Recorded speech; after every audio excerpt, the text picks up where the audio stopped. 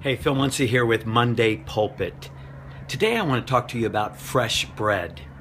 A few days ago when I was praying, and I like to use the Lord's Prayer, I came to that part of the scripture that said, "Give us this day our daily bread."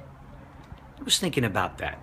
Daily bread. I was thinking about the manna from heaven that God provided for the children of Israel. It was the same ingredients day after day after day after day. And yet, when it was baked, it was fresh with an aroma that just drew you in. I want you today to think about the importance of taking your words, your life message, the ingredients that makes your ministry what it is. And instead of always trying to add more knowledge or maybe more clever series and titles and exploring new subjects, that the most important thing is that what you say is fresh.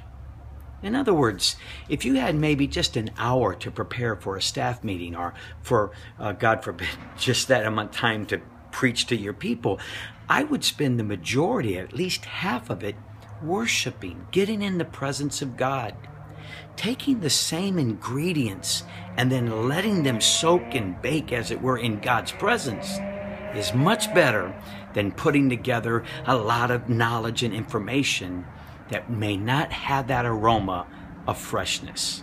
So today, let me encourage you. In fact, some of you have some great messages that you preached in the past.